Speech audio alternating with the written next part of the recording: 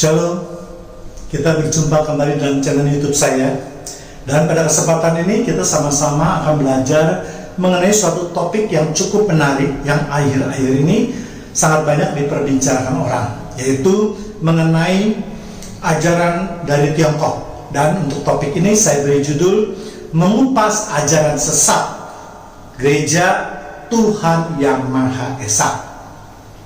Seperti kita ketahui, akhir-akhir ini ada ajaran Kristen yang berasal dari Tiongkok yang menamakan dirinya adalah ajaran Gereja Tuhan Yang Maha Kuasa, yang dipimpin oleh sepasang suami istri dan didirikan pada tahun 1090-an. Ya. Mereka menganggap si pendiri yang bernama Yang Xiangbin ini seorang perempuan sebagai pemimpin yang mengaku sebagai reinkarnasi dari Yesus. Suaminya bernama Zhao Weishan. Dan menurut berita yang saya baca, mereka sudah melarikan diri dari Tiongkok ke Amerika pada tahun 2000-an ya. Jadi pada hanya kurang lebih 10 tahun mereka itu mendirikan ajaran ini, kemudian 10 tahun kemudian mereka sudah berangkat atau mengungsi atau melarikan diri dari Tiongkok. Pertanyaannya adalah mengapa mereka melarikan diri? Ya, kalau ajaran atau pengajaran mereka itu jelas, tentu mereka tidak usah melarikan diri. Ya, jelas kalau menurut saya ini adalah suatu permasalahan yang sangat serius, yang ketika mereka menyebarkan ajaran ini di daratan Tiongkok. Ya, sebab kita tahu bahwa pemerintah Tiongkok itu sangat keras menghadapi ajaran-ajaran yang mengajarkan pemberontakan, yang bisa membuat kegaduhan atau ketidaktentraman masyarakat, atau yang mengkritik pemerintah dan seterusnya. Dan penganut mereka sekarang sudah mulai masuk pula ke Indonesia. Ya, mereka sangat aktif dan agresif untuk menyebarkan ajaran mereka, terutama melalui sosial media ya. Bahkan mereka bisa mengadakan suatu service personal to personal ya di website mereka, ataupun di upload mereka itu sering mereka memasukkan nomor WhatsApp yang bisa dihubungi setiap saat ya. Jadi tujuannya memang mereka ingin mencuci otak orang-orang yang kurang mendalami pengetahuannya tentang Alkitab ya. Mereka sangat agresif sekali menyebarkan pengajaran mereka itu melalui sosmed ya, misalnya di YouTube, di Facebook, di WhatsApp, maupun melalui website mereka ya. Bahkan mereka juga, kalau saya cek sebentar di Google ya, mereka itu mempersiapkan lagu-lagu mereka, kesaksian-kesaksian mereka, buku-buku mereka, termasuk Alkitab palsu ya. Injil mereka yang palsu itu pun mereka itu sebagian besar sudah diterjemahkan secara audionya dalam bahasa Indonesia, dan kebanyakan mereka memakai orang-orang Tionghoa yang ya mereka sudah belajar bahasa Indonesia. Jadi kalau menurut saya pergerakan mereka itu benar-benar itu masif ya, sudah dipikirkan baik-baik ya, dan yang jelas mereka mempunyai dana yang cukup besar. Nah inilah nanti akan kita kupas ya, mengapa mereka begitu ngotot untuk mengajarkan pengajaran mereka itu ya. Nah sekarang yang menjadi permasalahan adalah apakah pengajaran mereka itu, atau bagaimana pengajaran mereka itu, apakah pengajaran mereka itu sesuai dengan Alkitab yang kita tahu selama ini ya, yaitu kitab Perjanjian Lama dan Perjanjian Baru, atau sebaliknya pengajaran mereka justru bertentangan atau bahkan bisa dikatakan menyesatkan para pengikutnya ya. Saya memang terus terang tidak terlalu mendalami mereka, tapi saya melihat beberapa cuplikan video mereka ya, saya dengar beberapa ayat mereka yang mereka bacakan itu, mereka memang mengutip ayat Alkitab, tetapi mereka memasukkan beberapa kalimat pengajaran-pengajaran mereka, sehingga pengajaran-pengajaran mereka itu tidak terlalu nampak jelas bagi mereka yang kurang mendalami pengetahuan Alkitab ya. Bahkan mungkin mereka bisa menganggap oh iya ini adalah penafsiran dari mereka ya. Nah setiap hari mereka aktif mengajarkan pengajaran mereka itu di medsos. Kita lihat saja foto-foto, baik itu berbentuk karikatur, foto-foto yang ya dalam bentuk gambar mukanya orang-orang Tionghoa atau Tiongkok ya. Ya, terus mereka juga biasanya mengangkat tema-tema yang sangat disukai oleh manusia ya, mengenai bagaimana cara berdoa supaya bisa dikabulkan, bagaimana keluar daripada lembah kekelaman ya, bagaimana menyelesaikan persoalan-persoalan hidup yang lainnya. Dan tema-tema ini memang sangat menarik bagi orang-orang yang kurang mendalami Alkitab, apalagi kalau mereka bisa menjanjikan atau memberikan janji-janji muluk terhadap kehidupan mereka ya. Itulah makanya pengajaran ini sangat menarik orang pengikut baru ataupun mereka yang ya tidak mendalami Alkitab dengan sungguh-sungguh, mereka yang hanya iseng-iseng saja beragama, maka inilah sasaran daripada mereka ya. Demikian juga objek-objek yang sering dibicarakan akhir-akhir ini, misalnya mengenai tanda-tanda akhir zaman ya kan. Mereka justru sangat bertentangan ya. Mereka mengatakan bahwa sekarang kita memasuki akhir zaman, tetapi ternyata pemimpin mereka anggapnya reinkarnasi daripada Yesus, Tuhan Yesus ya. Padahal kita tahu bahwa ketika Tuhan Yesus datang ke dunia untuk kedua kalinya, itulah daripada akhir zaman ya. Dari pengajaran ini saja kita sudah tahu, kita sudah lihat betapa tidak konsistennya ya. Mereka memang tidak mengenal Alkitab secara menyeluruh ya. Mereka hanya mencomot ayat-ayat untuk menunjang penafsiran mereka. Nah, beberapa pengajaran yang harus mendapat perhatian kita saya mencatat pada 10, walaupun mungkin bisa lebih ya. Yang pertama yaitu pemimpin mereka mengaku sebagai reinkarnasi Tuhan Yesus yang adalah seorang wanita ya. Kemudian kedua yaitu mereka menolak Allah Tritunggal dan mempunyai paham modalisme, yaitu satu Tuhan ya. Ketiga yaitu inkarnasi kedua adalah untuk menyelamatkan mereka dari dosa, yaitu dengan cara dibebaskan dan membersihkan dosa-dosa. Nanti kita akan kupas semuanya ya. Kemudian keempat yaitu pengorbanan Tuhan Yesus di kayu salib dianggap tidak sempurna karena manusia masih hidup dalam dosa. Orang yang menyalibkan Tuhan Yesus kedua kalinya adalah mereka yang menolak Tuhan perempuan yang lahir di Tiongkok dan mereka dicap sebagai antikristus. 6. Melarang anggotanya berdoa dalam nama Tuhan Yesus karena mereka menganggap nama Tuhan Yesus sudah tidak berkuasa lagi ya, karena Tuhan itu sudah berganti namanya menjadi Tuhan yang Maha Kuasa, yaitu pemimpin mereka yang sekarang adalah seorang perempuan ya. Ketujuh, anggota mereka dilarang untuk membaca Alkitab yang asli ya, karena sekarang mereka menganggap Alkitab adalah hanya sebagai fakta sejarah saja, dan mereka sudah mengganti Alkitab itu dengan tulisan yang mereka buat. Jadi pada umumnya memang mereka yang mempunyai ajaran sesat itu pasti mengganti Alkitab atau menambah-nambahkan atau mengurangi Alkitab. Karena kalau tidak dengan cara demikian, maka ajaran mereka jelas bertentangan. Ya, jadi sebagai penganut murid Kristus, kita sebenarnya mudah sekali untuk menyatakan apakah ajaran mereka itu sesat atau tidak. Sepanjang mereka memakai Injil, mengakui perjanjian lama dan perjanjian baru, nah itu bisa dianggap sementara, ya. Sementara bisa dianggap mereka tidak sesat. Nanti tergantung daripada penjabarannya. Tetapi kalau belum apa-apa mereka sudah menolak kitab Injil yang asli, nah ini sudah menjelaskan sebenarnya ajaran apa itu, ya. Kemudian yang 8 yaitu orang yang sudah percaya kepada Tuhan perempuan, mereka itu akan awet muda dan tidak akan mati, ya. Yang 9, dilarang menginjili orang cacat dan berdoa bagi mereka yang sakit, ya. Yang 10, kilat memancar dari timur. Nah, itulah 10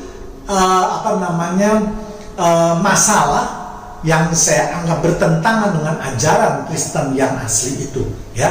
Nah, kita akan mengupas satu persatu, ya, bagaimana sebenarnya mengenai pengajaran mereka yang saya dapatkan itu, ya. Penyesatan itu tidak perlu kita temukan sebanyak-banyaknya, misalnya 100 atau 20 atau 50. Sebenarnya penyesatan itu cukup 3 atau 5 saja. Itu yang mayor, tapi ya, yang benar-benar bertentangan dengan doktrin agama Kristen atau dasar daripada pengajaran Kristen itu, maka mereka sudah cukup dianggap sebagai pengajaran yang sesat, ya. Mari sekarang kita mulai satu persatu membahas kesesatan mereka. Yang pertama yang tadi saya katakan, pemimpin mereka mengaku sebagai reinkarnasi Yesus adalah seorang perempuan, ya. Mereka mengatakan bahwa Tuhan dapat berinkarnasi dalam bentuk apapun juga. Dan saya juga jelas sangat setuju bahwa kuasa Tuhan itu sanggup melakukan apapun juga. Tetapi menerjemahkan kuasa Tuhan dengan mengatakan Tuhan Yesus berinkarnasi menjadi seorang perempuan, itu ya nanti dulu, ya. Itu nanti dulu, ya. Bagi mereka yang mengerti isi Alkitab atau kita yang biasa mempelajari Alkitab, jelas dikatakan bahwa perempuan di dalam Alkitab itu tidak diberikan posisi dalam hal memimpin, ya, ataupun mengajar atau menjadi imam, ya, memerintah laki-laki dan harus tunduk kepada suami, ya. Perempuan itu tidak boleh menjadi penilik. Jadi konsistensinya jelas. Yang pertama itu sudah dilanggar. Begitu banyak ayat yang menyatakan perempuan itu tidak boleh menjadi pemimpin, tidak boleh menjadi penilik, tidak boleh mengajar, tidak boleh memerintah, tidak boleh menjadi imam, dan seterusnya. Itu sudah dilanggar. Mereka mengangkat seorang perempuan jelas tidak konsisten, ya. Kedatangan Tuhan Yesus ke dunia ini waktu pertama kali itu konsisten dari mulai perjanjian lama sampai perjanjian baru, dari nubuat-nubuat yang telah ditetapkan di dalam Alkitab sehingga semua itu menjadi kenyataan atau digenapi, ya. Jadi dari pertama ini saja sudah kita dapatkan kesalahan mereka, bahwa tidak mungkin Yesus atau Tuhan Yesus berinkarnasi dalam bentuk perempuan. Ini pelecehan. Makanya mereka menganggap Alkitab yang asli itu tidak berlaku lagi, ya. Ini alasannya. Kita lihat ayat-ayat yang menunjangnya. 1 Timotius 2 ayat 11. Seharusnya lah perempuan berdiam diri dan menerima ajaran dengan patuh. Jadi perempuan itu tidak boleh memimpin. Perempuan itu harus tunduk di bawah pengajaran suami atau laki-laki. Kemudian yang kedua, 1 Korintus 11 ayat 3. Tetapi aku mau supaya kamu mengetahui hal ini, yaitu kepala dari tiap-tiap laki-laki adalah Kristus, kepala dari perempuan ialah laki-laki, dan kepala dari Kristus adalah Allah. Jadi Alkitab sudah memberikan tingkatan-tingkatan bahwa kepala daripada Kristus adalah Allah, kepala daripada laki-laki adalah Kristus, dan kepala perempuan adalah laki-laki.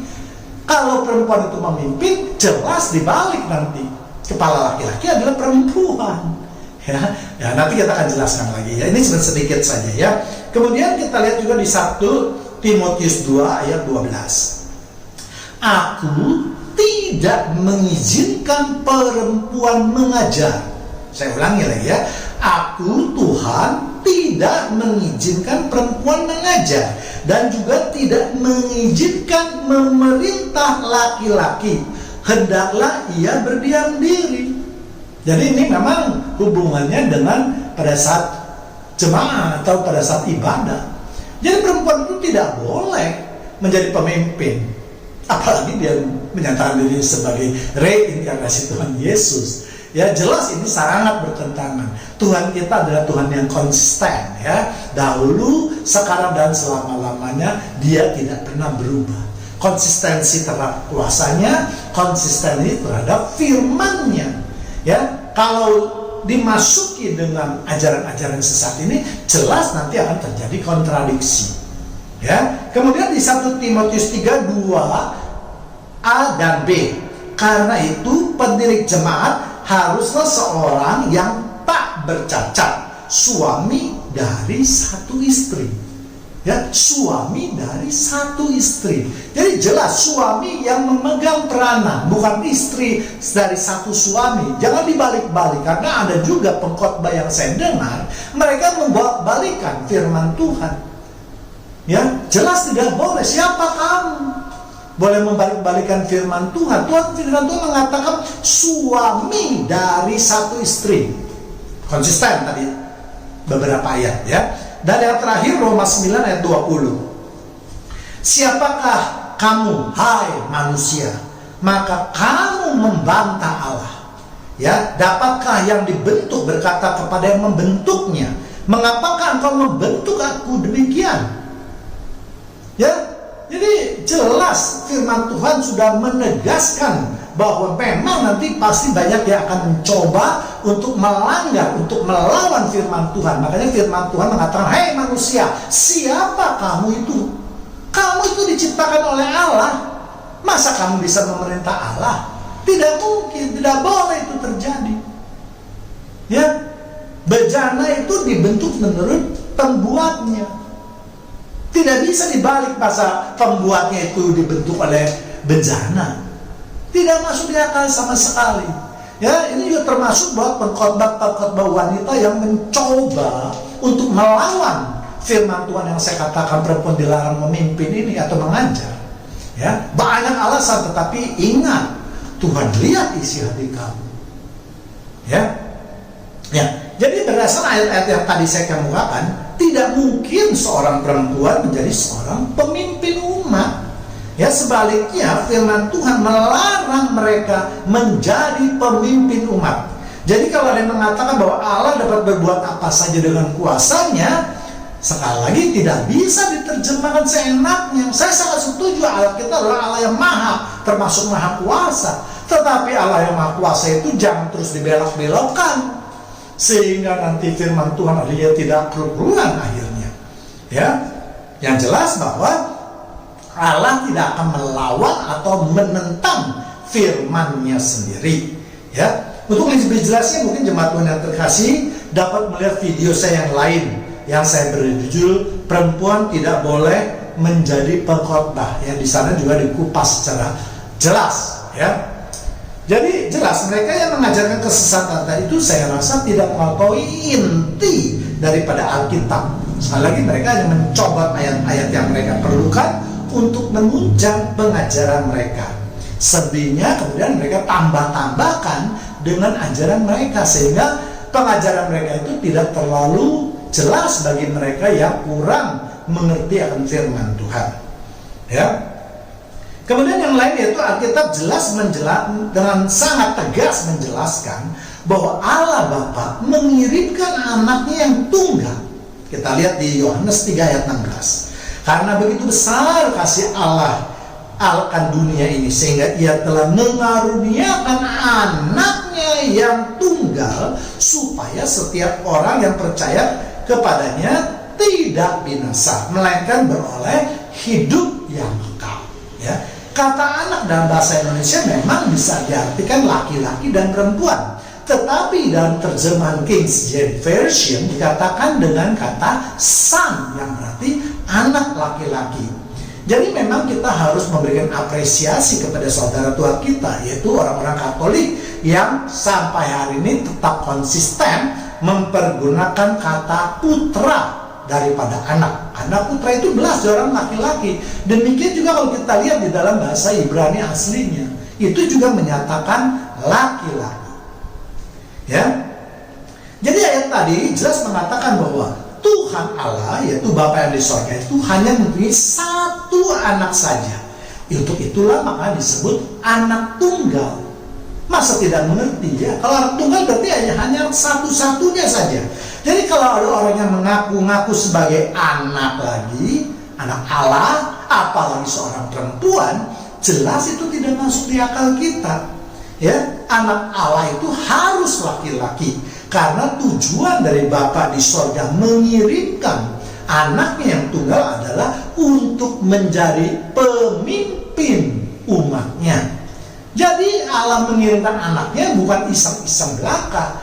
Ya, apalagi perempuan dikirim ke Tiongkok pula. Ya, jadi jelas ya. Jadi jangan kita terkecoh dengan pengajaran-pengajaran mereka, dengan alat-alat peraga mereka yang memang dipersiapkan dengan sangat baik, saya lihat ya. Namun sayang sekali pengajarannya itu ternyata sesat. Dan hal itu secara konsisten Allah berbuat demikian dari perjanjian lama, dimulai dari Abraham, Musa, Yosua, kemudian dilanjutkan dengan raja-raja Saul, Daud, kemudian Salomo, sampai kepada Yesus Kristus, dan dilanjutkan juga dengan para rasul. Dan ini sesuai dengan firman Tuhan yang mengatakan bahwa perempuan tidak boleh menjadi pemimpin umat atau imam.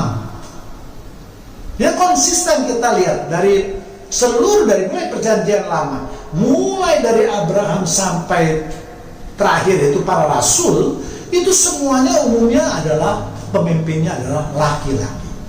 Ya, Alkitab juga mencatat bahwa Tuhan Yesus akan kembali dengan tanda-tanda. Ya, banyak sekali tanda-tanda itu, bukan hanya satu tanda-tanda.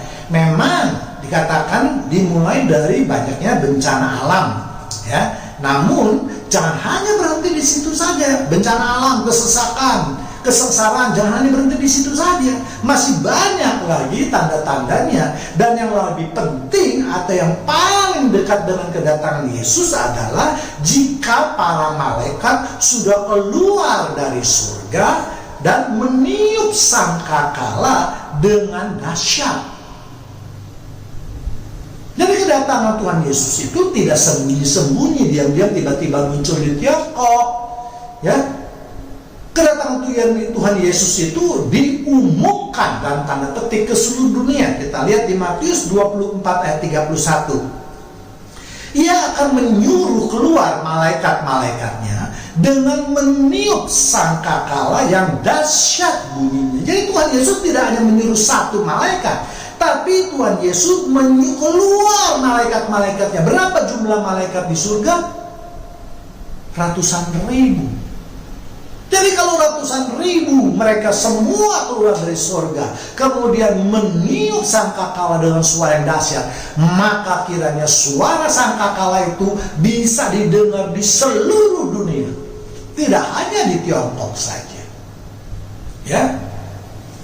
Dan mereka akan mengumpulkan orang-orang pilihannya dari keempat penjuru dunia. Artinya dari utara, dari selatan, dari barat, dari timur, semuanya itu akan berkumpul. Berkumpul di mana? Nanti kita akan bahas. Ya, yang jelas bukan di Tiongkok. Ya, dari ujung langit yang satu ke ujung langit yang lain. Jadi firman Tuhan itu jelas mengatakan kedatangan Yesus itu tidak sembunyi-sembunyi. Ya, kedatangan Tuhan Yesus itu bisa diketahui hampir di seluruh dunia.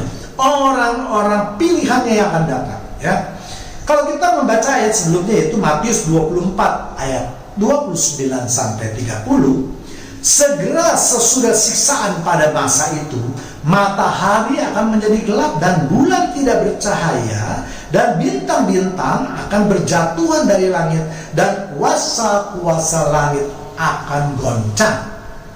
30, pada waktu itu akan tampak tanda anak manusia di langit, dan semua bangsa di bumi akan meratap, dan mereka tidak melihat anak manusia itu datang di atas awan-awan di langit dengan segala kekuasaannya dan kemuliaannya. Jadi harus baca baik-baik di Matius 24 ayat 29 sampai 31. Ini baru sebagian, belum di Wahyu, belum di tempat lain. Ya, kalau saya kupas semua nggak akan cukup, waktunya bisa 2 jam lebih. Ya, jadi dengan ayat di Matius ini sudah jelas. Setelah masa kesesakan, siksaan itu berlalu, artinya nanti kalau sudah tidak ada, sekarang masih tetap ya. Boleh dikatakan, sebagian orang mengatakan bahwa pandemi COVID ini juga merupakan siksaan terhadap umat manusia ya. Kemudian nanti ada lagi, matahari akan menjadi gelap ya.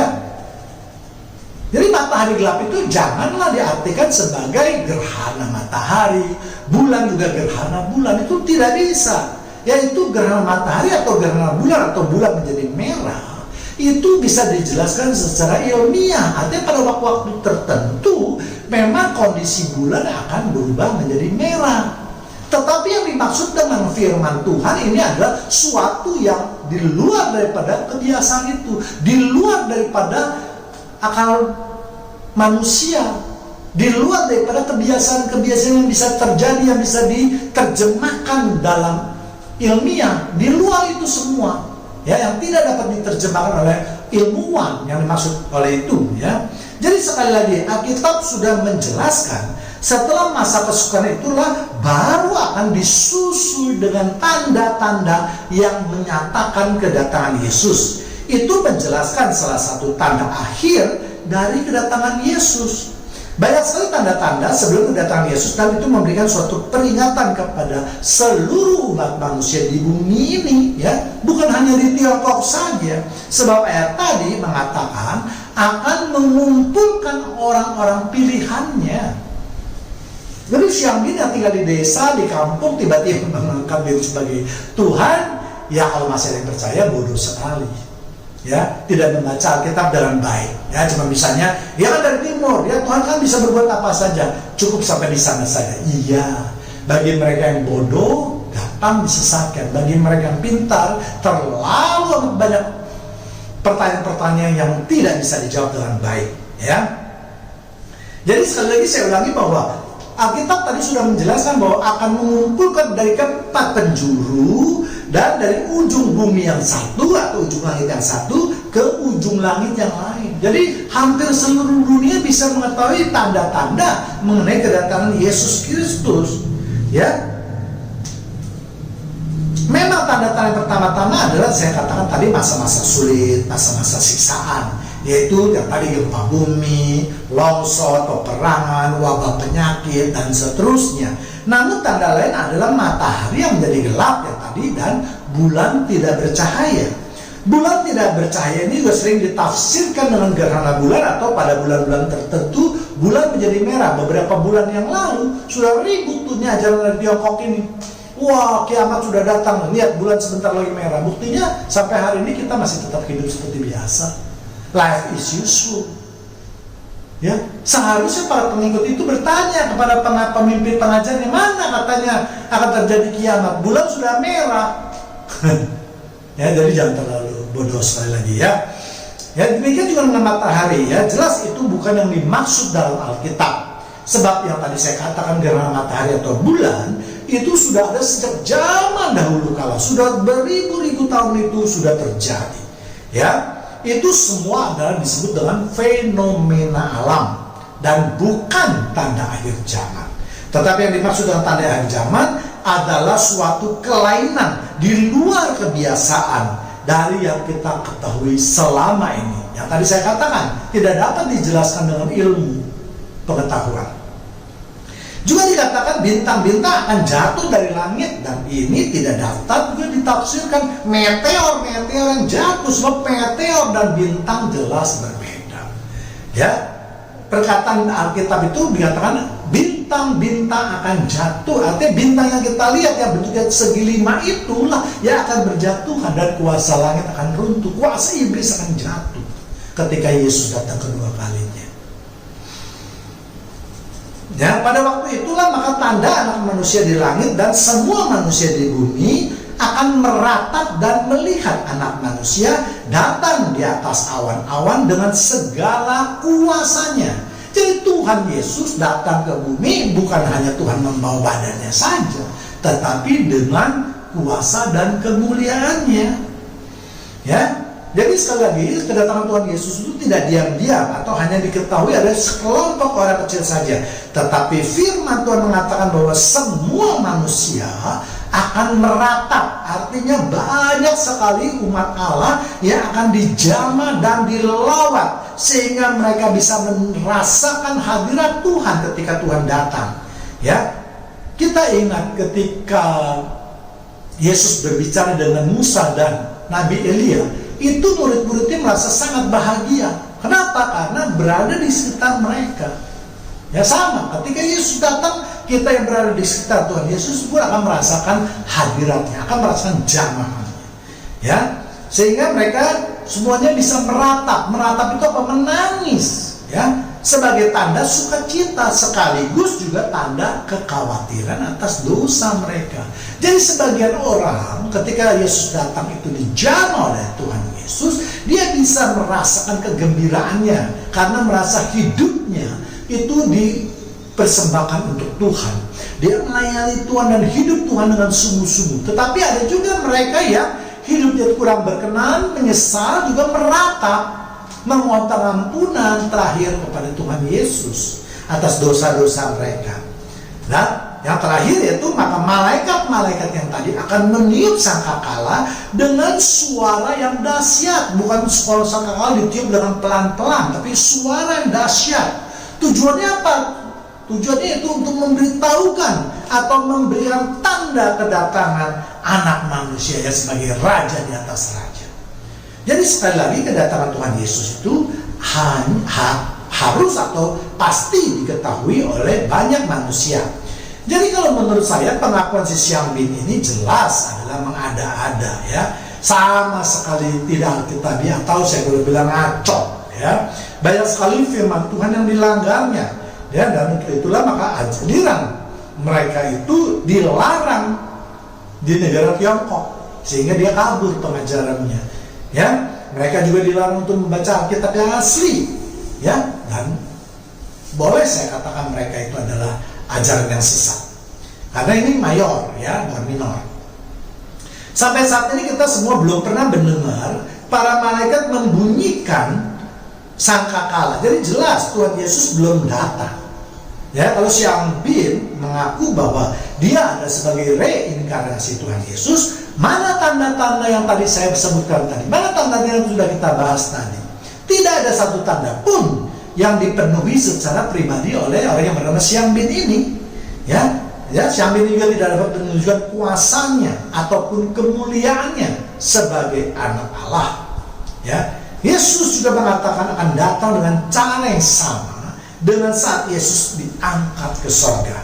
Kisah Para Rasul 1 ayat 11. Dan berkata kepada mereka, hai orang-orang Galilea. Kenapa Yesus menunjuk kepada hai orang-orang Galilea? Ini pasti ada sesuatu yang ingin disampaikan oleh Yesus. Ya, mengapakah kamu berdiri melihat ke langit? Ya, Yesus ini terangkat ke sorga meninggalkan kamu dan akan datang kembali dengan cara yang sama seperti kamu melihat dia naik ke sorga. Walaupun kalimat ini diucapkan oleh malaikat, tetapi malaikat itu jelas diperintah oleh Tuhan Yesus. Karena malaikat tidak pernah bisa mengeluarkan pendapatnya sendiri tentang Tuhannya. Tuhanlah yang akan memerintahkan malaikatnya. Jadi firman Tuhan mengatakan hanya orang-orang di Galilea yang bisa melihat Yesus terangkat ke surga. Dan waktu itu daerah di luar daripada Galilea tidak ada yang tahu. Karena mereka tidak diberikan tanda-tanda seperti itu. Hanya kepada orang-orang yang tinggal di sekitar Galilea saja yang melihat Yesus terangkat ke surga. Ya, dan Tuhan Yesus juga akan mengatakan akan datang dengan cara yang sama. Ya, arti cara yang sama itu jangan cuma diterjemahkan bahwa Yesus nanti akan datang seperti dia naik ke surga kemudian turun dari surga ke bumi. Jangan hanya diartikan seperti itu. Tetapi ayat ini juga mengatakan bahwa Yesus akan datang di tempat yang sama. Untuk itulah tadi makanya malaikat mengatakan, hai orang-orang Galilea. Ya, setidak-tidaknya kalau tidak di Galilea, ya di tanah Kanaan atau negara Israel sekarang ini. Ya, sebab jika kedatangan Tuhan Yesus di tempat lain, maka siapa yang bisa membuktikan atau melihat bahwa Tuhan Yesus itu datang dengan cara yang sama? Hanya orang-orang yang menyaksikan, yang menjadi saksi mata pada waktu itulah yang dapat memberikan kesaksian apakah Tuhan Yesus nanti datang dengan cara yang sama. Kita tahu bahwa Alkitab mengatakan untuk memberikan kesaksian diperlukan 2 atau 3 orang saksi. Jadi kalau dia di Tiongkok, lalu orang Tiongkok mana yang pernah melihat Yesus naik ke surga? Dan tidak ada. Kalau orang Galilea jelas, walaupun dikatakan, wah sekarang kan udah 2000 tahun Pak, mereka sudah mati semua, betul.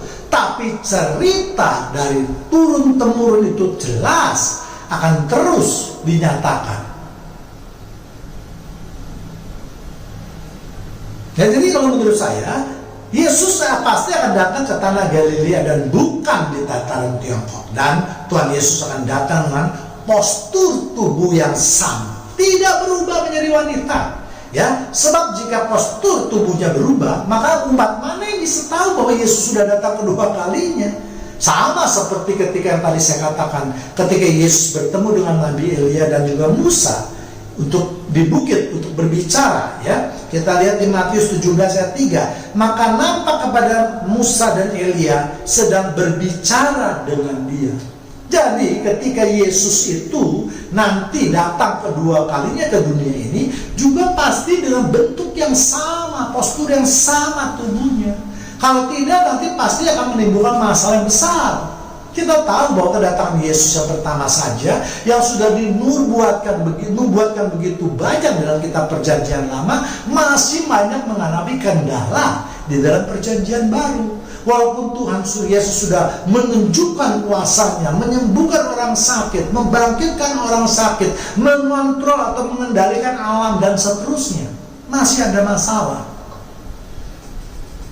Ya, jadi sekali lagi tidak mungkinlah kalau Yesus ataupun Allah Bapa mengirimkan seorang perempuan ataupun Yesus yang bereinkarnasi menjadi seorang perempuan, ya.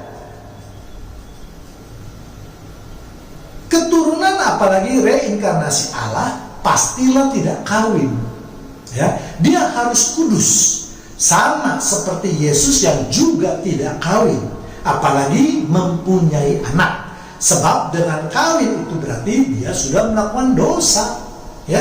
Apakah suami istri itu tidak pernah ribut? Apakah tidak pernah bertengkar? Apakah tidak pernah berbeda pendapat?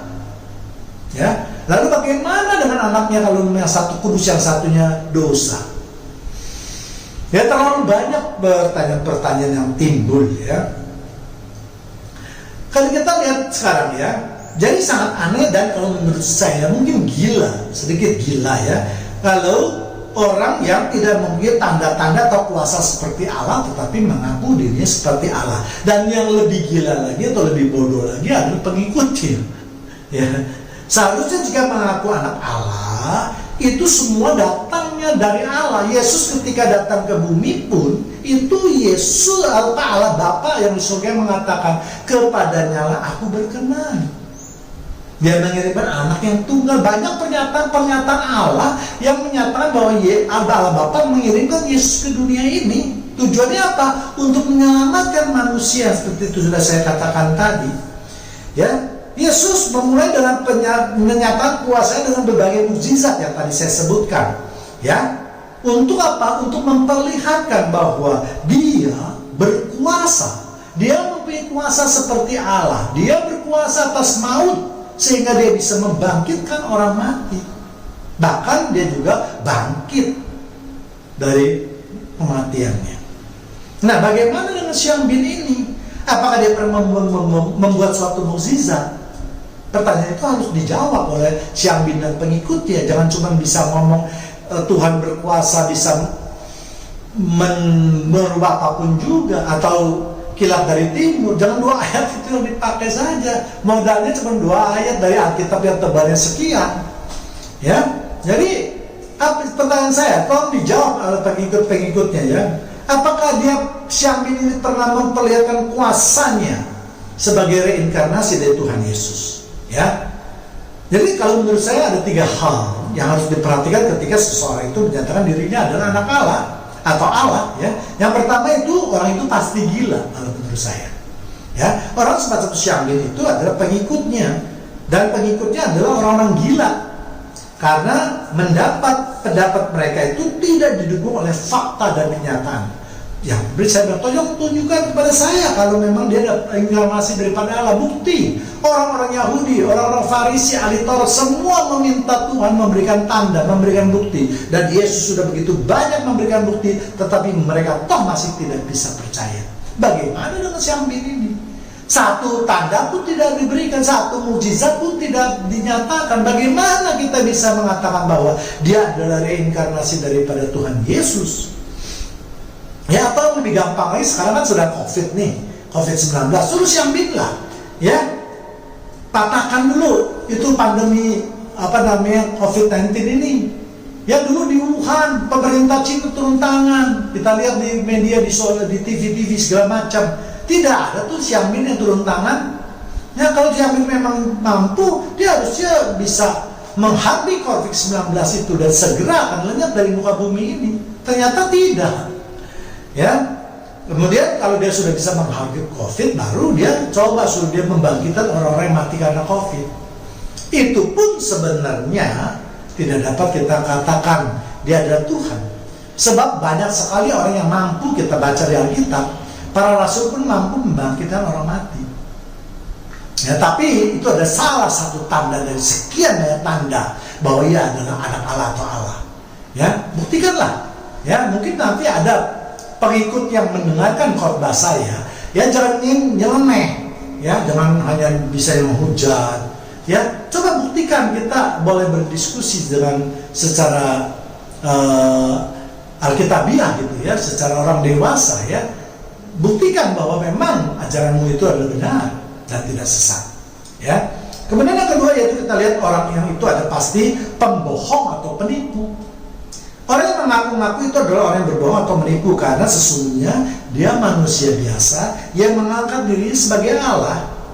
Ya, jelas kalau menurut saya ini adalah hujatan terhadap Allah dan dosanya tidak diampuni di dunia ini maupun di dunia yang akan datang. Itu sudah sering saya bahas. Ya, jadi sekali lagi janganlah kita bodoh mengikuti ajaran mereka yang sesat ini. Sebab kalau boleh seorang manusia mengangkat diri sebagai Allah, saya pun bisa mengangkat diri saya sebagai Allah. Semua kita ini pun bisa mengangkat diri kita sebagai Allah. Tetapi yang lebih penting bukan pernyataan dari orang itu, tetapi pernyataan dari orang lain yang pernah melihat, merasakan kuasanya dan kemuliaannya. Ya, jadi jangan bodoh-bodoh lah orang menyatakan saya Tuhan, masuk, oh iya kamu percaya Tuhan, itu terlalu dangkal. Ya, kemudian ya sekali lagi yang tadi saya katakan ya, cobalah si Syambin itu, pengikutnya siapapun juga, dengan memakai nama Syambin pun boleh, tunjukkan mukjizat apa yang bisa diperbuatnya, atau dia bisa mengontrol alam, menghargai topan seperti yang Yesus katakan, atau mungkin mengutuk pohon ara menjadi kering. Silakan buktikan ya. Bikin video, kirim ke tempat saya ya.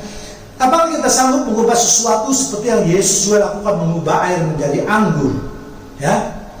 Kemudian kalau Syambin bisa melakukan itu, ya seperti saya katakan ya, itu pun kita langsung percaya. Sebab banyak saja juga orang yang mampu membuat mukjizat seperti itu ya. Kalau menurut saya, ya Syambin saja kabur ke Amerika. Kenapa dia kabur? Pas dia punya masalah dengan pengajarannya. Ya, kita sekali lagi saya ingat pemerintah Tiongkok itu sangat keras, ya, membasmi orang-orang yang membuat resah di dalam masyarakat. Ya, jadi kalau Syambin itu bisa melarikan diri ke Tiongkok, jelas ini adalah suatu perbuatan seorang pengecut. Ya, Yesus ketika tahu bahwa dia akan mati, dia tetap tidak kabur, dia tidak lari. Ya. Nah, padahal firman Tuhan apa mengatakan? mengatakan ya, janganlah takut kepada yang membinasakan tubuh, tetapi takutlah kepada Dia yang dapat membunuh tubuh dan jiwa. Jadi Xiaomi itu jangan, kalau orang Kristen itu dia seharusnya jangan takut kepada pemerintah Tiongkok. Ya, kalau dia memahasiswa di Tiananmen dulu. Ya, Matius 10 ayat 28. Dan janganlah kamu takut kepada mereka yang dapat membunuh tubuh, tetapi yang tidak berkuasa membunuh jiwa. Takutlah terutama kepada Dia yang berkuasa membinasakan baik jiwa maupun tubuh di dalam neraka. Ya. Kemudian yang C, orang itu bisa menyatakan kebenaran. Orang yang menyatakan kebenaran adalah orang yang mengatakan dan melakukan serta apa yang terjadi itu bersesuaian dengan fakta di lapangan. Ya, Xiaomi menyatakan ajarannya atau pengikutnya akan bertambah muda atau terlihat awet muda, bahkan tidak dapat mati. Nah, kita harus cek, benarkah ini? Apakah memang dari tahun 1990-an itu para pengikutnya sampai sekarang tidak ada yang mati? Coba dong, buktikan dong pada saya. Ya, ya. Kalau apa benar yang dikatakan itu, maka saya rasa di Tiongkok sekarang sudah tidak perlu lagi mereka mengharap penelitian. Ya, makan duit begitu banyak, ya apalagi terhadap COVID. Mereka saya dengar menghabiskan dana yang tidak sedikit untuk membuat vaksin. Ya, atau bahkan Xiaomi yang sudah ada di Amerika juga mungkin bisa menghadapi COVID lalu tidak perlu lagi orang-orang di Amerika itu makan obat ataupun untuk divaksin. Ikut aja dengan pengajaran Xiaomi ini, mereka akan bertambah muda dan bahkan tidak dapat mati. Ya, jadi nanti lama-lama di Tiongkok juga tidak perlu lagi ada kuburan dan seterusnya. Ya, hal seperti ini memang enak di telinga, tetapi sebenarnya sudah ditipu, dibohongi.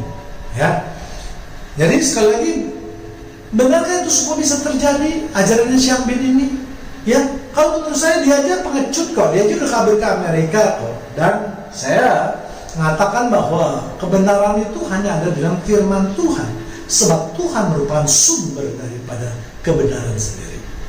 Dan tidak ada satu manusia pun yang bisa menyatakan kebenaran. Nah, Xiaomi mau ngomong apapun percuma.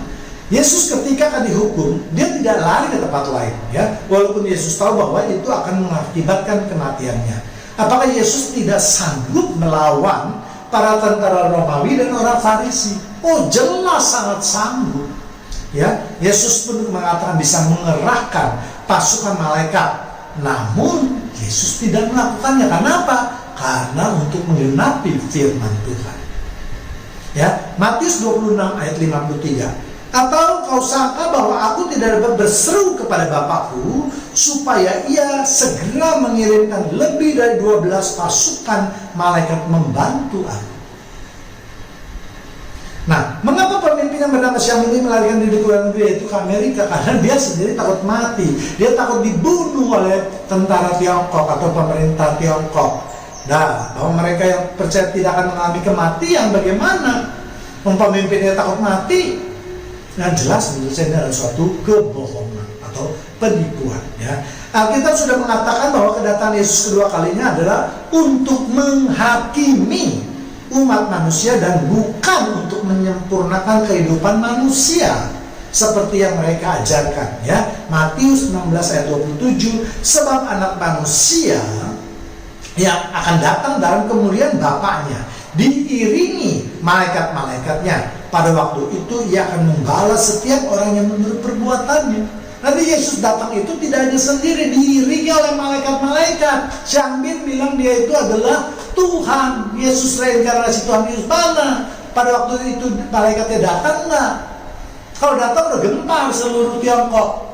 Bukannya tiba-tiba dari kecil ke besar lama-lama merembet. Ya. Jadi sekali lagi jelas dikatakan di Alkitab bahwa para malaikat nanti, ya, setelah memujikan Tuhan sangkakala, mereka akan mengikuti Yesus datang ke bumi untuk membalas setiap orang menurut perbuatannya. Atau dengan kata lain, Tuhan Yesus akan mengadili atau menghakimi seluruh umat manusia. Ya, jadi kalau Xiaomi itu adalah reinkarnasi Tuhan Yesus, seharusnya dia berkuasa atas maut. Allah itu pasti berkuasa atas maut. Ya, jadi Allah katakan mati ya mati, atau katakan hidup ya hidup, itu yang masuk dalam kuasa atas maut. Ya, sama seperti Tuhan Yesus yang saya katakan tadi. Yesus tidak mati kekal, tapi dia bisa bangkit. Ya. Kemudian yang kedua, ajaran mereka yang kedua, yaitu mereka menolak Allah Tritunggal dan mempunyai paham modalisme, yaitu satu Tuhan. Ya. Mengenai hal ini, jemaat Tuhan yang terkasih juga dapat melihat video saya yang lain yang saya beri judul konsep Allah Tritunggal. Ya, di sana bisa dijelaskan secara panjang lebar. Jadi kalau menurut mereka sekali lagi ketidakmampuan mereka untuk mendalami Alkitab sehingga mereka mengambil hanya kulitnya saja. Dikatakan Tuhan kita itu Esa, satu, udah selesai. Ya, mereka merasa bahwa konsep Allah Tritunggal adalah suatu konsep ciptaan manusia, yaitu bapak-bapak gereja kita yang mula-mula. Jelas ini adalah pemahaman yang sangat keliru dan dangkal. Ya, mereka tidak menggali dan mengerti bahwa itu bukan pemikiran daripada manusia, tetapi merupakan intisari dari pengalaman bangsa Yahudi selama ribuan tahun dalam kehidupan mereka. Sama seperti juga pengikut di Indonesia yang tidak menerima Allah Tritunggal. Ya, mereka selalu mengatakan katanya Allah satu. Kenapa tak ada tiga pribadi lah, ada tiga ini, tiga itu, tapi satu.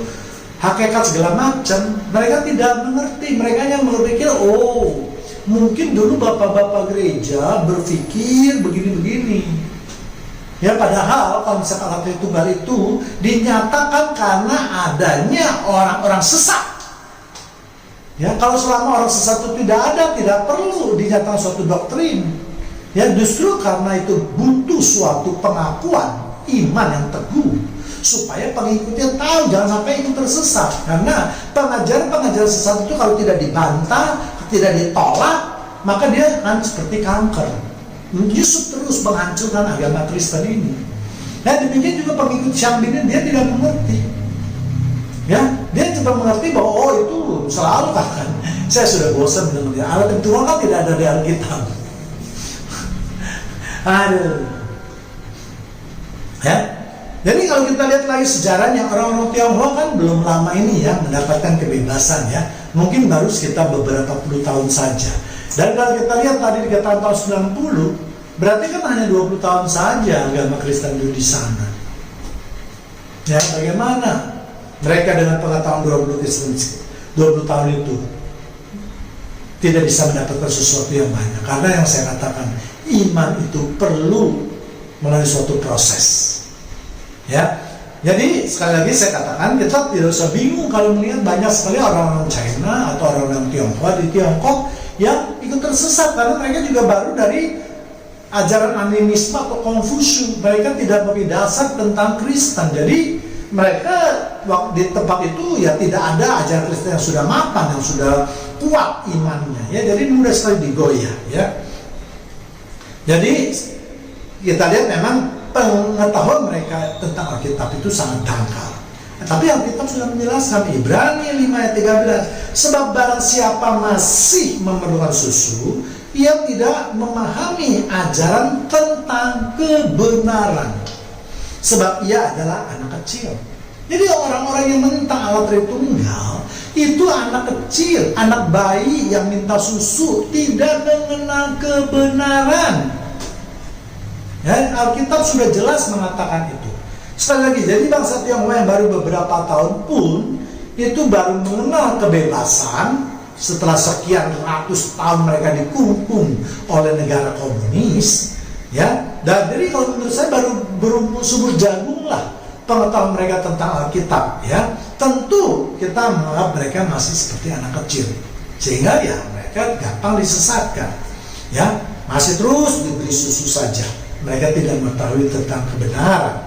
Itulah sebabnya yang saya katakan sekali lagi, bangsa ini mudah sekali disesatkan oleh ajaran Syambin ini. Kemudian ketiga yaitu inkarnasi kedua adalah untuk menyelamatkan mereka dari dosa, yaitu dengan cara dibebaskan dan membersihkan dosa-dosanya. Bagaimana sih manusia bisa menyelamatkan manusia? Dia saja tidak bisa menyelamatkan dirinya, lari ke negara Amerika. Ya, jadi mudah sekali membantah ajaran gereja Tuhan yang Maha Kuasa ini ya. Jangan cuma lihat Tuhan yang Maha Kuasa, wah ya benar nih Tuhan kita Maha Kuasa. Jangan. Ya memang setiap penyesat itu selalu mempergunakan kata-kata yang ada dalam Alkitab. Ya, sebab itulah paling mudah yang mereka lakukan. Ya, jadi saya katakan lagi, jelas ajaran itu tidak sesuai dengan pengajaran Alkitab. Yesus datang pertama untuk menyelamatkan manusia. Ya kan, kalau dia katakan bahwa penyelamatan yang dilakukan Yesus itu tidak murni, lalu sekarang dia diinkarnasi, berarti sama dong. Dia menghina perbuatan dia sendiri dong. Ya, dahulu dia ketika berupa menjadi Yesus, tidak bisa menyelamatkan manusia dengan baik secara sempurna. Sekarang dia datang lagi katanya. Kan malu mestinya gitu. Ya, mana ada perbuatan Tuhan yang tidak sempurna. Ya. Dia tidak mengerti lah orang-orang Tionghoa itu mengapa manusia bisa jatuh dalam dosa. Ya, sejak dari awal penciptaan itu manusia sudah diberikan kebebasan untuk memilih. Ya, dengan ditaruhnya pohon pengetahuan yang baik dan yang jahat, itu Tuhan sudah memberikan pilihan, apakah engkau mau memilih ikut Tuhan atau untuk menolak Tuhan. Ya, jadi siang bina pengikutnya ini memang tidak ada ininya. Ya, mereka mengatakan bahwa sampai sekarang manusia masih tetap hidup dalam dosa. Apakah sekarang pengikutnya siang bin sudah tidak hidup dalam dosa? Sudah sempurna hidupnya. Mau saya dengar aja di berita itu banyak pengikut-pengikutnya itu memaksakan ajaran mereka kepada orang-orang tua dengan menculik, memukul segala macam, tindak pidana semua. Ya, jadi jelas ya, mereka sekali lagi pengetahuannya sangat cetek. Ya, seperti bayi yang harus diberi susu. Untuk itu mari jemaat Tuhan yang terkasih, janganlah kita bodoh. Di Kristen Indonesia itu sudah ratusan tahun, ya sudah tua gitu. Ya, jangan lagi mudah kita terpengaruh dengan ajaran-ajaran yang sesat itu. Ya, kita tahu sekali lagi upah dosa adalah maut ya. Sehingga jika Allah tidak menghendaki seluruh ciptaan ini bisa musnah. Kalau Allah tidak menurunkan anak yang tunggal untuk menyelamatkan manusia, maka manusia ini bisa musnah. Ya, itulah maka Yesus atau Tuhan Bapa atau Bapa kita yang ada di surga menurunkan anak yang tunggal ke dunia ini ya untuk menyembuhkan orang sakit, mengusir roh jahat dan memberitahu tentang kerajaan surga. Hal inilah yang akan membuat manusia hidup dengan lebih baik. Ya.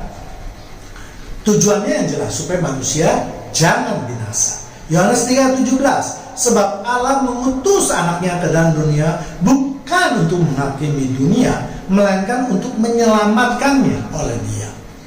Jadi kalau kita mengatakan bahwa korban Yesus di kayu salib itu tidak sempurna, mana ada pekerjaan Allah yang tidak sempurna? Dia adalah maha segala-galanya, itu termasuk maha sempurna.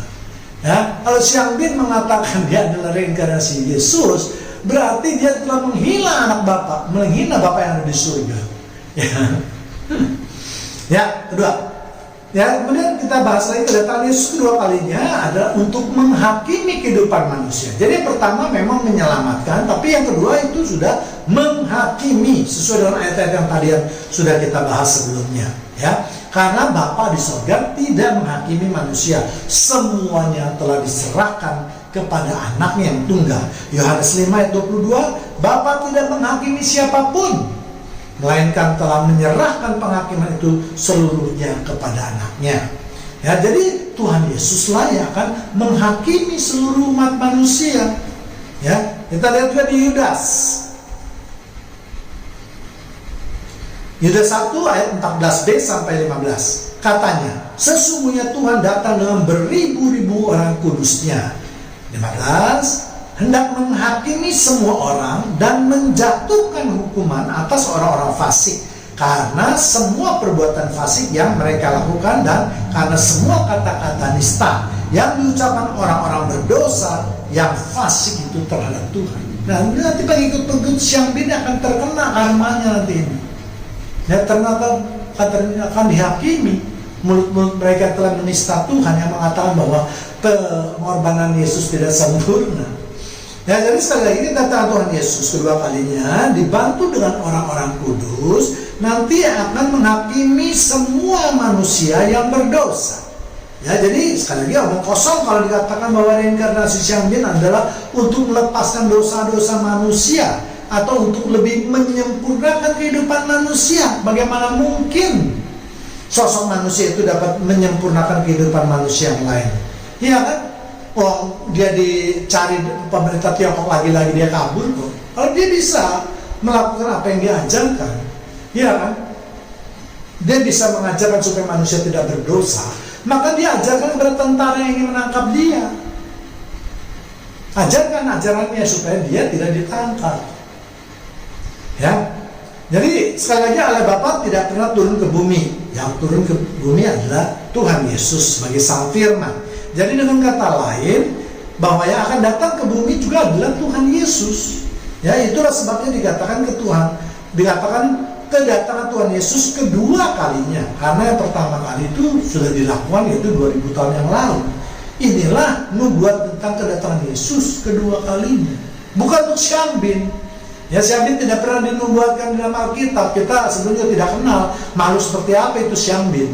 Dia terkenal karena ajaran yang sesatnya sekarang di Indonesia, karena sering disebut-sebut.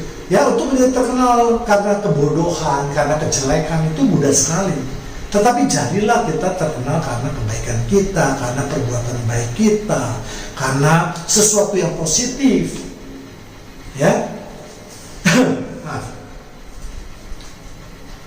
Jadi Alkitab jelas mengatakan yang akan datang adalah Tuhan Yesus, bukan sosok lain.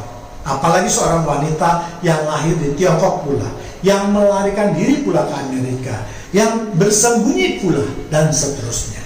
Ya, jadi kalau memang benar pengajaran mereka adalah untuk membuat kehidupan manusia menjadi sempurna, maka yang tadi saya katakan, pertanyaan saya selanjutnya, apakah sekarang para pengikutnya maupun orang-orang di Tiongkok sudah hidup dengan sempurna? Ya,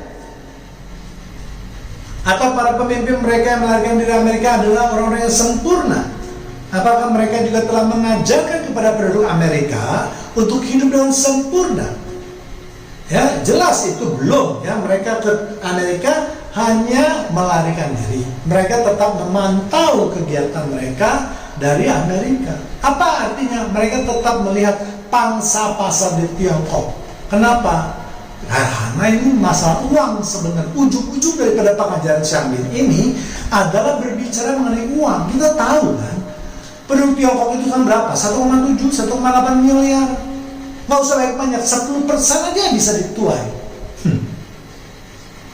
170 juta. 170 juta tinggal dikali aja kalau uang persembahannya.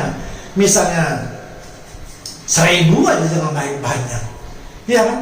1.000 aja jangan banyak-banyak. Persembahannya berarti 170 miliar rupiah sekali persembahan. Ya, jadi sebenarnya pengajaran Xiangbin ini adalah berbicara atau ujung-ujungnya mengenai masalah uang.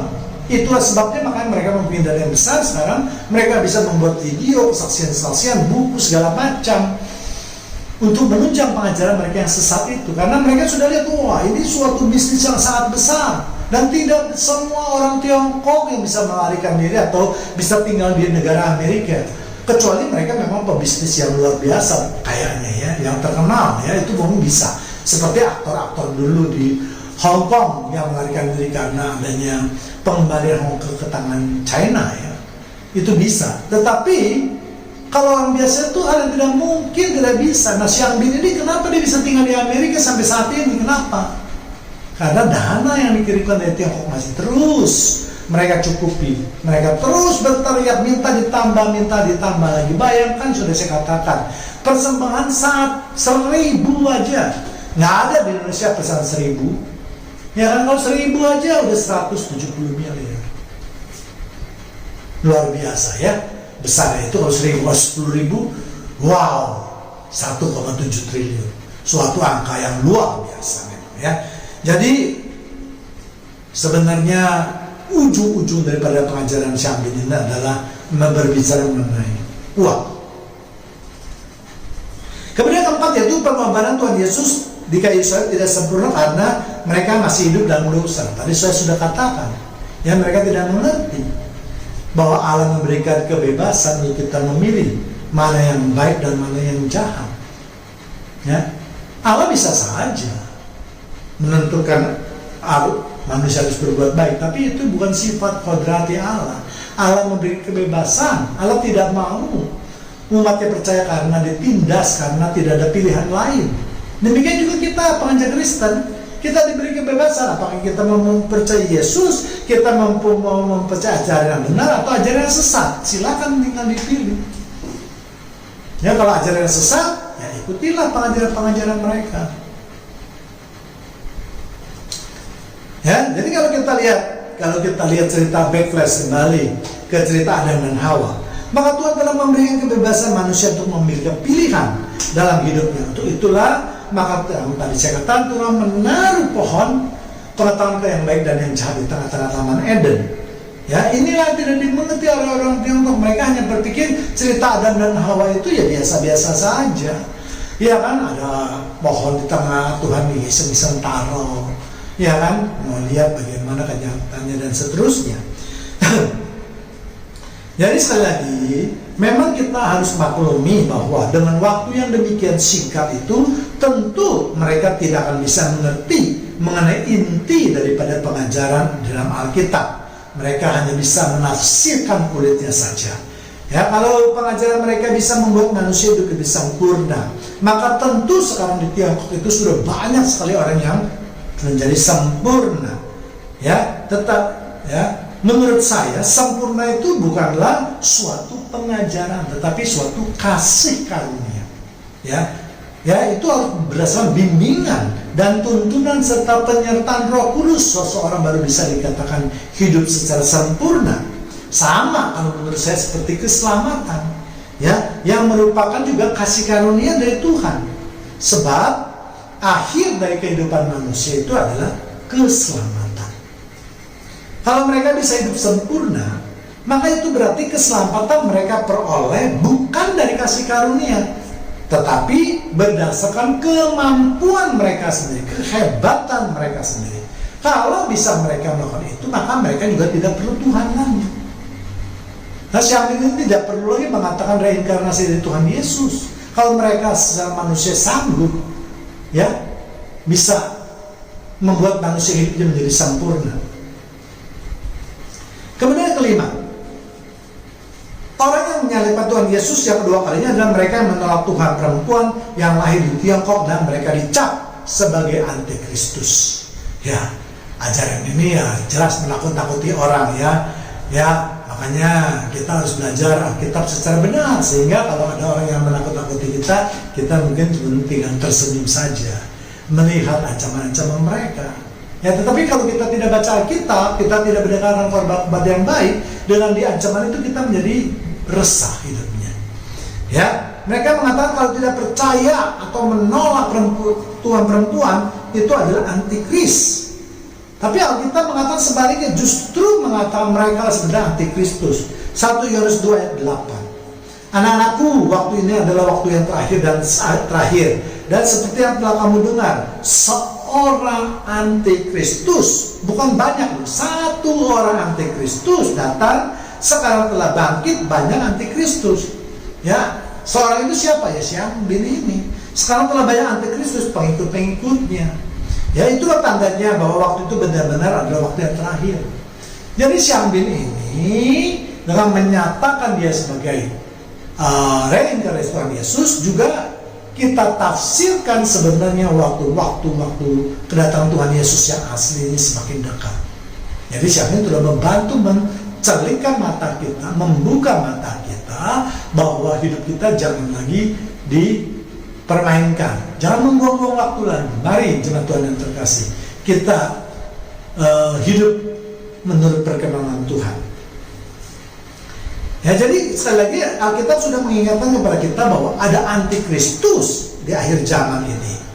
Ya, kita sekarang sedang memakai akhir zaman. Ya, salah satu antikristus adalah Xiang bin tadi, ya. Kemudian mereka menistakan Tuhan sebagai antikris atau nabi palsu yang berucap di sini ada Yesus, di sana ada Yesus. Itulah pekerjaan daripada si iblis. Ya, 2 Yohanes 1 ayat 7. Sebab banyak penyesat telah muncul dan pergi ke seluruh dunia yang tidak mengaku bahwa Yesus Kristus telah datang sebagai manusia.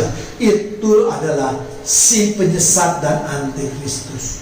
Jadi kalau Syambin dan pengikutnya itu tidak mengakui Tuhan Yesus itu telah bekerja sebagai Allah yang sempurna, jelas dia adalah nabi palsu, ya, antikristus. Ya, Syambin ini antikristus.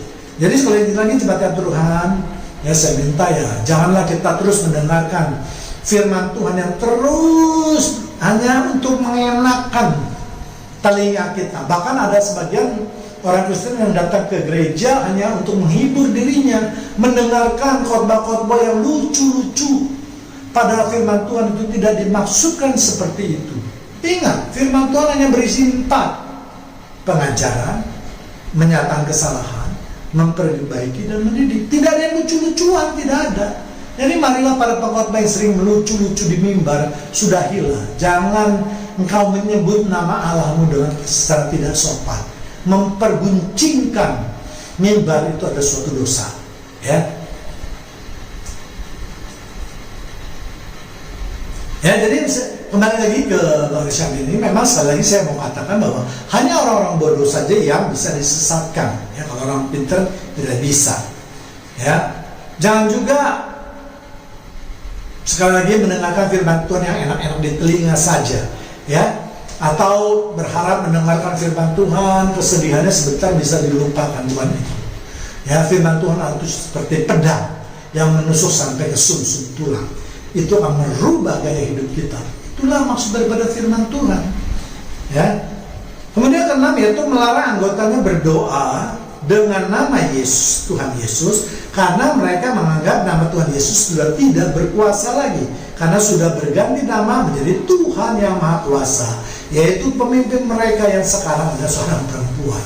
Sampai saat ini kita lihat ada satu orang pastor, ya, pendeta dari Balikpapan, yang sampai saat ini masih terus menyatakan bahwa dalam nama Tuhan Yesus, nama Yesus tetap berkuasa. Dia menyembuhkan banyak orang sakit. Ya, tetapi saya tidak pernah mendengar seorang pun, baik dari siapapun, terutama dari pengikut daripada Syambin ini, untuk menyatakan suatu mukjizat. Ayo dong, pengikut Syambin, cepat nyatakan dong di dalam nama Syambin, gitu. Sama saya mau lihat apa yang akan terjadi. Saya akan terjadi, jangan kutuk yang akan mereka terima karena berani menghina nama Tuhan. Jadi sekali lagi, saya mau katakan memang banyak sekali cara-cara yang akan mereka pakai untuk menjauhi anggotanya dari Tuhan Yesus, ya. Namun saya yakin kebenaran akan keluar sebagai pemenangnya, sebab tidak ada kuasa manusia satupun yang akan mampu berhadapi kuasa Tuhan. Ya, sama seperti halnya ketika Nabi Elia melawan Nabi Baal.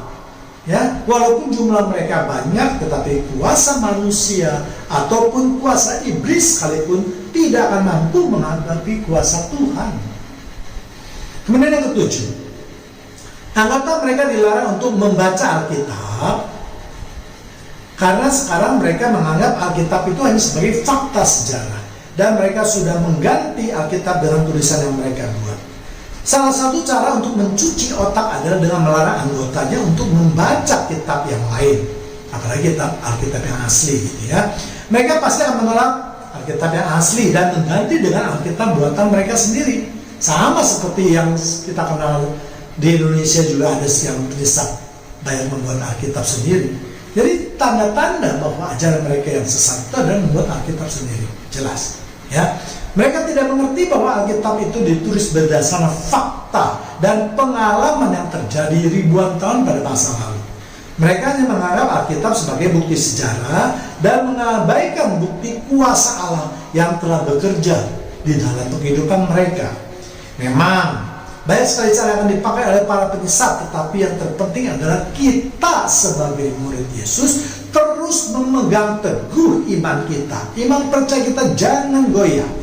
Yang sering terjadi adalah banyak sekali hamba Tuhan yang menjadi salesman ataupun saleswoman, ya, yang mengobrol banyak janji-janji, ya, ikut Tuhan itu enak, ikut Tuhan itu diberkati, dan seterusnya, ya.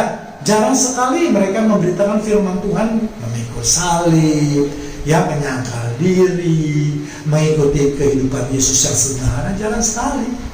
Ya, yang mereka bicarakan hanya materi. Inilah yang disebut dengan salesman daripada Tuhan. Ya, Tuhan Yesus tidak perlu kok dipromosikan seperti hal-hal seperti itu. Kita ingat ketika Yesus baik membuat mukjizat, apa yang dikatakan Yesus? Jangan katakan kepada orang lain. Maksudnya apa?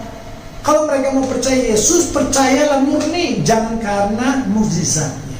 Percayalah dengan imanmu. Kita percaya bukan karena melihat, tetapi karena kita percaya. Amin.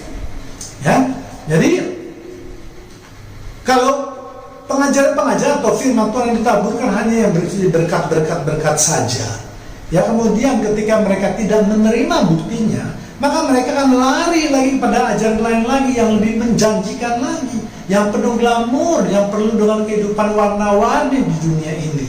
Inilah sumber penyakit kanker yang menurut saya menggerogoti kebenaran ajaran Kristen, kebaikan dan kebenaran agama Kristen.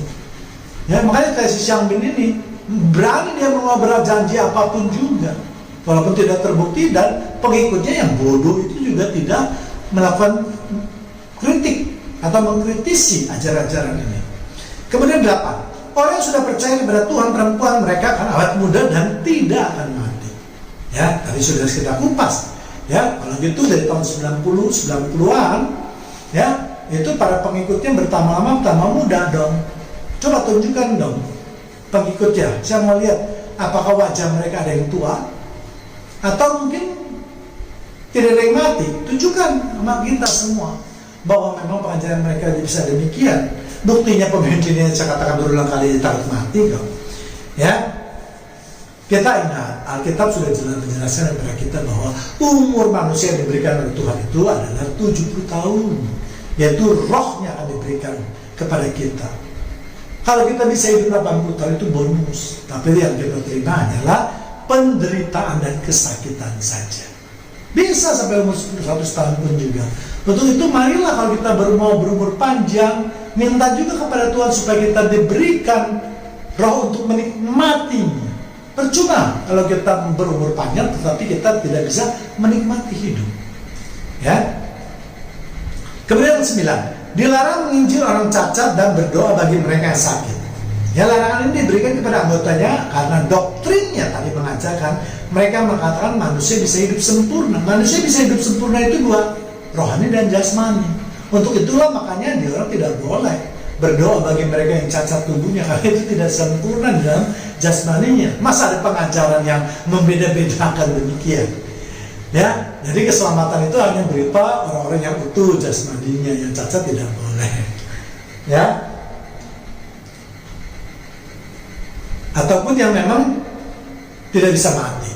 Ya, ya. Jadi kalau mereka menginjili atau berdoa bagi mereka yang sakit lalu mati, maka ini nanti akan menjadi heboh, menjadi pertanyaan bagi pengikut yang lo katanya tidak bisa mati. Buktinya jangka tidak bisa mati, sudah didoakan pun tidak bisa, tetap mati. Bagaimana ini? Ya, jadi memang mereka memang sudah membatas-batasi supaya doktrin mereka itu tidak terganggu. Ya, memang bodoh sekali mereka percaya pada pengajaran ini kalau menurut saya, ya. Itulah jahatnya kalau agama itu dijadikan komoditas. Kita juga bisa melihat ajaran yang dijadikan komoditas bagi mereka yang sedikit mengenal pengetahuan agama. Lagi-lagi saya ingin ingatkan perjalanan Tuhan yang terkasih. Mari kita dengarkan firman Tuhan yang sehat, ya, yang bermutu, ya. Karena itu memberikan pengertian yang dalam tentang pengajaran Alkitab sebenarnya, sehingga meneguhkan iman kita dan menguatkan iman kita ketika ada serangan-serangan yang datang, baik itu serangan dari di dalam negeri maupun serangan dari luar negeri, kita dapat berlindung dengan iman kita yang teguh tadi. Ya, ini pentingnya dengan Tuhan yang terkasih. Kemudian 10 terakhir, kilat memancar dari timur. Ini juga sering dipakai, ya.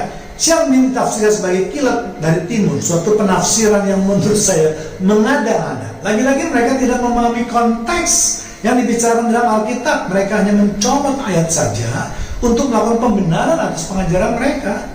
Ya, Matius 24 ayat 27. Sebab sama seperti kilat memancar dari sebelah timur dan melontarkan cahaya sampai ke barat, demikian pula kelak kedatangan anak manusia. Jadi kedatangan anak manusia itu banyak sekali tanda-tandanya. Jangan hanya puluhan ayat yang menunjang atau mengkerucut kepada tanda-tanda kedatangan anak manusia atau Tuhan Yesus. Jangan cuma ambil 1-2 ayat saja. Kalau ambil 1-2 ayat saja, jelas ini adalah penyesat. Ya, jadi ayat tadi jelas mengatakan bahwa ya jangan diterjemahkan bahwa kedatangan Yesus atau anak manusia itu akan muncul di Tiongkok. Ya, tetapi ayat ini berbicara tentang kuasa Yesus yang sama seperti kilat, yang cahayanya akan memancar mulai dari timur, yaitu dari tanah Kanaan sampai ke barat, yaitu sampai ke Eropa. Karena pada waktu itu penginjilan berasal dari tanah perjanjian atau dari Yerusalem menuju ke Asia Kecil, lalu ke arah barat atau ke arah Eropa.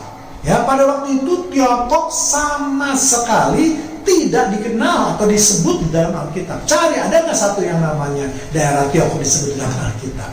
Ya, semuanya itu menyatakan daerah di sekitar tanah perjanjian, di sekitar Asia Kecil, dan sebagian di Eropa Selatan. Ya, jadi tidak pernah kalau Tiongkok itu merupakan daerah yang penting nanti untuk kedatangan Yesus yang kedua kalinya pasti sudah disebut. Ya, jadi saya katakan ayat itu harus ditafsirkan bahwa kuasa Tuhan Yesus itu dimulai dari negara Israel sekarang saat ini akan merambah terus ke Eropa, ke Afrika, ke Amerika, nanti baru ke Asia. Ya, sama seperti pengajaran atau penyebaran agama Kristen yang mula-mula. Firman Tuhan juga mengatakan bahwa jadilah saksiku mulai dari Yerusalem, Yudea, Samaria sampai ke ujung bumi, bukan dari Tiongkok. Ya, Kisah 1 ayat 8. Tetapi kamu akan menerima kuasa kalau Roh Kudus turun ke atas kamu, dan kamu akan menjadi saksiku di Yerusalem dan di seluruh Yudea dan Samaria dan sampai ke ujung bumi. Bahkan kalau kita baca ayat sebelumnya itu di Matius 24 ayat 26. Jadi apabila ada orang berkata, lihatlah ia ada di padang gurun, janganlah kamu pergi ke situ.